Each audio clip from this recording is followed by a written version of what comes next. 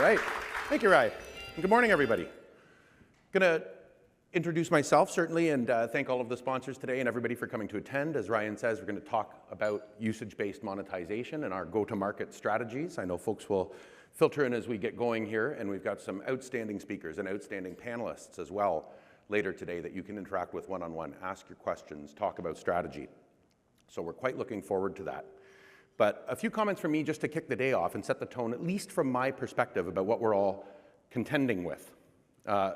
May have a slightly blown out slide there, but this would show a graph with a long flat tail going up and to the right with a few little dips and valleys, articulating that the age of, there we go, the age of rigidity is out, and the age of flexibility is in, and increasingly so in every one of our businesses as we come into 2025.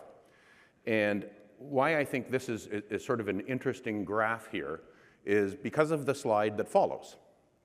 And this is the world that we're all presently navigating, where uncertainty is the only constant. We've seen huge disruption in supply chains over the course of the past couple of years, certainly a huge fluctuation in the past 6 or 7 years just globally, with a 100-year tail of relative stability preceding it.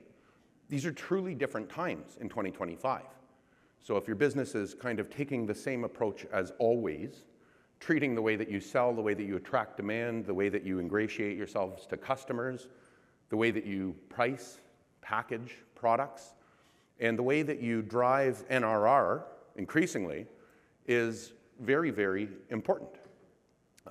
For anybody in the room who's got a large international supply chain, you'll feel this particularly acutely over the past year or two as well.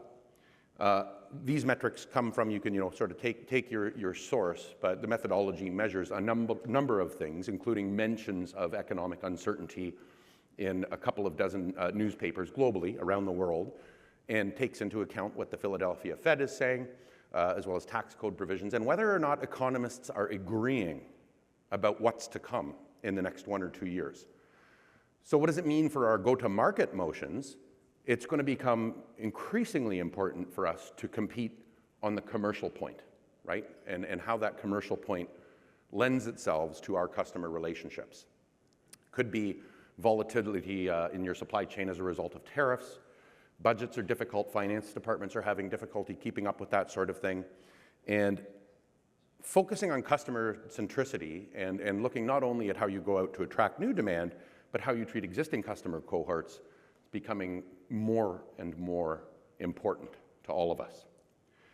And it feels a little bit different in 2025. And will it be better and we'll be back to the last 100 years by 2026? Probably not. Or 2027? Probably not. We'll continue to see perhaps increasing, perhaps a steady state of disruption, if there is such a thing that is maybe an oxymoron in the form of a sentence, but a steady state of disruption for years to come. And it could be supply chain, could be cyber, but it really is a point of uncertainty. Grabbed from UNCTAD, a statistic that we anticipate in 2026, global GDP is going to diminish by almost 20%. That's the forecast. An almost 20% reduction globally of gross domestic product across countries. That's unprecedented, I think, in my career. That's something different than a recession, I think. So how do we appeal to new buyers? How do we get, and for those in a B2B scenario, how do you demonstrate value to customers to get them to move on projects in 2025? How do you attract new customers from a competitor? Increasingly important. Sales cycles are becoming longer. I would contend that in 2025, 2026, you have to proverbially climb over a CFO or a CEO to initiate large projects. And you need to demonstrate clear value. We're either going to make you money or we're going to save you money, and here is exactly how we're going to do it. And without that message, without that crispness, and without that capacity to directly relate value to what you're bringing to your client, you'll struggle, I believe, to be able to unlock that deal flow, to unlock that ability to go and attract new clients. So it feels a little bit more difficult. And we've got Sisyphus here, and in the image I found, Sisyphus is pushing a square boulder up a hill, which may be even harder than his original lot. Median NRR, this comes from Benchmark, and I think we may actually have Ray Reich in the room with us, so he'd be a great, right at the back, be a great person to talk to about this as well, but taking from some of their research, net revenue retention is becoming increasingly important as well. It's sort of tightened up to 101%. And how are you appealing to existing customer cohorts to look at how you can expand that net recurring revenue, in addition to how do you attract new clients, and how do you demonstrate that really clear value? But if there isn't unlimited growth in markets in 2025, then one must focus on growth plus how do you appeal to your existing cohorts? How do you look at expansion? How do you look at NRR? Pure usage-based pricing, you know, the reason why we're here, and certainly a core differentiator of LogicSense is that usage-based monetization and go-to-market motion represents 20%. Pure usage-based represents 20% of SaaS go-to-market models. Maybe increasing, but we believe at LogicSense, and I probably share opinion with a lot of those in the room, that hybrid models are a great place to start. And the truth always is somewhere in the middle. And looking at sort of existing pricing structures coupled with usage-based dynamics could be an excellent way to start to demonstrate that direct correlation of value for money to clients in that commercial structure, to differentiate from competitors who are not doing the same thing. And we feel this all in our personal lives. I always give the colloquial example of the average household has something like 9 or 10 subscriptions for streaming media and other services. It's a lot. If you're not using it, it's a lot. And you may cancel and go through a change. It's no different in business. In 2025, if you're carrying a bunch of software subscriptions that you don't need or you're not getting value out of, I'm certain that executive teams will be visiting those. And many in the room may have already had mandates to go take a look at the portfolio. What are we using that we don't need? And if your solution is in that category, and it may be evaluated as a why do we need it, being able to demonstrate that value via the commercial model, because again, I think you have to climb over a CFO or a CEO in 2025, becomes increasingly imperative. So not relenting on pricing and go-to-market discipline is very important these days. Every quarter are you talking about this with your teams, talking with your marketing teams, talking with your customers, talking with your sales teams, talking with product management or your pricing office if you're a large enough organization to have a dedicated pricing office. Don't relent, because that distinction, that capacity to remain current and to keep that expression of value forward is very important. And resiliency in 2025, 2026 might look something like customer centricity. Can I increase that net recurring revenue? Can I focus on retention? Can I focus on differentiation through customer experience? Forrester contends that you'll get an outsized impact by improving customer experience scores. It's probably going to be money better spent than investing in raw net new sales or marketing initiatives, right? The easiest way, I'm a recovering CMO, I will admit, in a former life, and the quickest way to burn a whole bunch of cash is to spend it on ineffective marketing, right? You can lose a tremendous amount of money very quickly doing that. But money talks, and being able to express that value, very, very important. We're also seeing personalization stand out as a differentiator, the ability to customize a deal or a relationship with a client or an offering to a particular segment or subsegment as being very important. And teams who couple that, so saith McKinsey, who couple that with artificial or generative AI in their internal machinations to determine go-to-market strategy and to conduct analysis across broad swaths of data, differentiate teams. Those who use it are more successful. I have other opinions on AI, which I'll share in a moment. Quick show of hands, and I don't mean to be too cheeky. Does anybody feel like they've got a little bit of AI fatigue? Yeah? I came in from the airport, and I've been telling everybody since, I was so stunned driving down the 101, every single billboard, AI, AI, AI. And it didn't matter what the company was or what the company did. There was an AI shingle tacked on the billboard, right? It's just everybody has to say the words quickly enough, perhaps, that a banker becomes confused and throws money at them. I don't know what the end game is, but for those in the room who read a few months ago, MIT did a study, and some 95% of AI pilots in the past year have failed to deliver direct value. So if you're adding AI to your solution, enhancing your solution with AI, Offering a pure AI solution, having a good go-to-market model that demonstrates clear value to your users will differentiate you from every other billboard on the 101. And if you can't articulate what the value of the AI solution is, but we just need to spend money on it because everybody else is, the music will stop at some point. So being very focused on that go-to-market motion and that expression of value, whether it's AI, whatever your solution may be, could be in consumer electronics, could be certainly X as a service, huge here in San Francisco. It doesn't really matter. Incorporating that technology and being able to express value around it is important.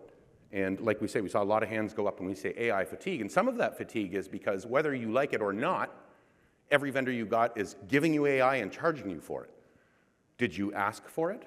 Does it satisfy a specific use case? And being very focused on what that use case is and how it delivers clear value to your organization is critical, both to get these projects going internally, but also for vendors who are including these solutions and taking them to market. That expression of value is extremely, extremely important. So, as we said, customer centricity, looking at NRR, net recurring revenue, focusing on expansion within your existing customer cohorts is quite important. And your capacity for expansion is quite important, in addition to your capacity to onboard net new clients. And as you do onboard net new clients, as you do look at your NRR metrics and increasing them, getting to value quickly is more important in 2025 than it ever has been. Demonstrating that your solution is delivering value for your client, critically important. And that can be done through the act of deploying and satisfying the use case. That can be done through a good go-to-market motion and a good pricing structure where value is directly correlated with the dollars spent and it is clear to your clients or your prospect cohorts exactly how that value will be delivered by your solution and what they will be charged for it, and building trust in the office of the CEO, extremely important, as is downgrade management for companies who may be in your client portfolio and are having a tough time with all of these changes. Important. And again, I'll encourage you to chat with Ray and the gang, and know he'll be doing a roundtable later in the day, that NRR efficiency, increasingly important, right? And will that dynamic change in the next 12 months? In my opinion, almost certainly not. We're going to continue to see some disruption and continue to see all of us working to stand out in a market where every organization is looking for value, right? The times of excess, we all hearken back to, I think 2021 was sort of the peak of it all, right? It's a different sort of market today. And being able to differentiate through that value, very important. The reason we're here, in our point of view at LogicSense, is that usage or consumption-based monetization and go-to-market is one of the very effective ways to do that. I will deliver an example I use all the time, that streaming media houses. I've got Netflix, I've got Disney Plus, I've got Amazon, carry all of these subscriptions, whether you use them or not. There's only so many hours of media my eyeballs can consume, but I'm still paying for all of these services. Might a differentiation be to put money on account and prepay and deplete those credits as you choose to use the service? Would that stop you from changing providers every 30 or 60 days? Because onboarding new clients comes with its own expense. Half of SaaS providers now use a hybrid model, usually a minimum commitment plus usage model. Seems to be a very popular model to attract and demonstrate value while offering you as a vendor the right balance of certainty with potential for upside in a go-to-market model that pleases customers because they know that they're not going to be dinged for a maximum capacity, that they have a clear demonstration as to what overages look like, and being able to communicate those is important, being able to communicate those effectively. So it comes from how you price, how you forecast, and what your customer experience is. And even customer experience is changing significantly. I'll foreshadow a forthcoming slide, but just read some research that a lot of B2B clients are happy to make purchases of $500,000 online. A procurement. I have a vendor who's already on my list of trusted vendors. I know that I need to buy their service. We've perhaps used it in other areas, or perhaps they're new to the business. But in our B2B lives, would a decision maker be happy to say, okay, Go make a $500,000 purchase from this vendor, and let's get the service going. Do we need to meet in person to do that? Do we need to have teams get together and shake hands in order to do that? Increasingly, it's not the case. Again, I'll harken back to our personal lives, our consumer lives, and I don't know if this is different for anybody in the room. I want to make my decision on my own. And before I'm going to talk to the vendor of perhaps a consumer good in this example, I've already made up my mind. There's very little they're going to do to influence me. It's their digital journey. It's their cost competitiveness. It's their go-to-market model. It's their customer experience that's going to win me over. And I'm going to find all of that out before I'm on the phone with them, before I'm in a chat with one of their customer service agents. And this is true in our business life as well. So not only is it about the model and the monetization, but it's about that buying journey and increasingly how automated it is and how much we can empower people to make decisions in absence of our direct sales teams. And we've been talking about that shift for many years, but I think it's accelerating. Let me go forward here. There we go. 39% of buyers will place $500,000 orders online via digital self-service. If you're in the B2B market, are you enabling your customers for that type of self-service if it's appropriate to your product? Something to think about. E-commerce contributes to a third of all transactions. I think everybody, we're in San Francisco, everybody is aware of that metric. But focusing on that digital journey and focusing on the go-to-market model of that digital journey, again, increasingly imperative. Equip your sellers to be able to articulate the value of your go-to-market and pricing motion. Can they sit down with a counterpart CEO or CFO and explain what the ROI would be? And not that you're guaranteeing their ROI, but can you make it clear for them, simply? Have you equipped sales teams to be able to demonstrate that, to give a report, to be able to suggest where the savings will come from, to help customers build that business case? And that's both in terms of existing cohort expansion, when we talk about NRR, as well as attracting new clients. The sales processes are getting longer. And the more homework you can do for your clients to articulate that value, to articulate that ROI, to articulate that use case, I think the better you're going to be speaking the language of the risk-averse CEOs and CFOs of 2025, and certainly for the next few years, in my opinion. How does this all manifest itself operationally? For anybody in the room who's not doing usage today, I'll have a few tips in a slide or two, but consider hybrid solutions. If you haven't even begun today and have no usage or consumption-based offering, have no hybrid offering, have no notion of customer empowerment or the capacity to add on to self-select, to navigate your portfolio and to purchase $500,000 online, I don't need to talk to a salesperson. I know what I want.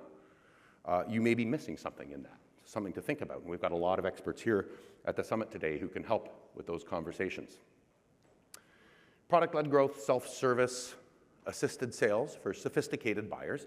You're not always going to make the sale online if you've priced it, packaged it, and have a sufficient enough go-to-market motion. But being able to help sophisticated buyers who do have to have that discussion, you must be prepared for.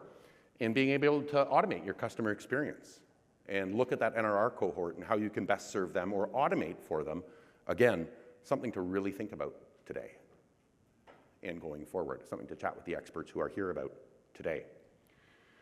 So all of this, just be sensitive to time here, it's about that value realization, to differentiate yourself in an economy 6 years past the I don't know what to call it, the Gilded Age, as it were. And now companies are becoming increasingly aware that you must make money. You must be sustainable. You must be here in the long term. You must generate profit. And not that that's every company that's making that transition. There's still a lot of growth at all costs companies, but we're sort of, feels like, to me, we're entering the era where those will pay the piper to a degree. So thinking about that efficacy of demonstrating value to your customers, as well as how you're generating value for your business, is the service that you're bringing to market profitable? Does anybody aware of it? They're not public yet, but there was an announcement. How much OpenAI lost last quarter? I think it was $14 billion loss, providing ChatGPT to the masses. Now, we're building a new market category there, and certainly OpenAI is well empowered to sustain that for some time, but can that go on forever? How much are you paying to bring AI solutions to your clients who may be using them in a way that is detrimental to your business, completely uncapped, running amok? There's a nuclear reactor firing up in Tallahassee right now to answer prompts for your clients, and you're not charging them for it. It's something to really consider. Are you defending your business? Do you have a good model that appeals to your customers, your prospects, but also to your business and its fundamentals and its longevity? Tie packaging to outcomes and to value. Avoid AI traps. This is just my opinion, but I think you can alienate customers quickly by saying, I know you didn't ask for it, but here's an AI thing, and I'm increasing your bill by 15%. What? I didn't ask for that. Something to consider. Avoid those AI traps. I'm not disparaging AI. Tons of really good use cases, but make sure your customers want to buy the AI-empowered service that you're offering to them. Make sure that it demonstrates value. Make sure that your sales team is equipped to articulate what that value is, so that customers aren't surprised by an uplift because a new agentic capacity has appeared within the product that they didn't request. Something to consider. And build CFO trust. If you move to a usage or hybrid model, being able to constantly inform clients of where they are in their progress, being able to escape budget surprise, being able to communicate with the CFO around their entitlements, and to let them see any changes or any budgetary discrepancies coming over the horizon is huge. To be able to communicate that and to establish that level of trust and predictability, even around usage-based or dynamic pricing and go-to-market motions. So, with my last few minutes here, we'll say, what are some plays to get started for those of you who haven't started, or things to think about for those who have begun, and what are some sorts of things I may want to ask about with some of the experts here at the Usage Economy Summit today? Take a look at what your peers are doing. Are they differentiating through their go-to-market motion? Do they have one of these hybrid models? If they don't, it may be a chance for you to stand out and differentiate. If they do, and you haven't answered them, you may be losing market share. Something to think about. You can get started with hybrid tiers, low risk. You can talk to experts in places like the Usage Economy Summit to understand how you might implement one of those and what its impacts might be. You need to demonstrate clear value through metrics, both to your customers and internally. Is our offering profitable in the market, and do customers like it, and are they willing to pay for the value that we're providing, and can we articulate that value? Modularization, how you package, opportunities to upsell where clients see value, and giving them the option to do that, giving them the option to self-select, knowing that at least one research firm has put forward that there's no reason why you can't do a $500,000 sale completely digitally or through customer self-service in B2B scenarios. And some minor variant of that, certainly in B2C scenarios, in our consumer scenarios. And look at your NRR. NRRs come down. I have to protect my existing cohort. I have to have opportunities to expand. I have to have opportunities to demonstrate value. And keeping that at the forefront is something certainly to consider. So with that, I'm going to invite Mr. Ryan Susanna back up to the stage and encourage you to seek and meet with the experts who are here today. We've got some extraordinary speakers. I hope that, I know for me, when I come to these types of conferences, I like to learn a thing or two from my time invested in the day, and we certainly believe that you're going to be able to learn a thing or two from the incredible lineup of speakers that we've got today. And we're very much looking forward to chatting with you over our networking breaks and over at our partner booths and throughout the day. So with that, I will officially kick off our Usage Summit 2025, and thank you all for joining us.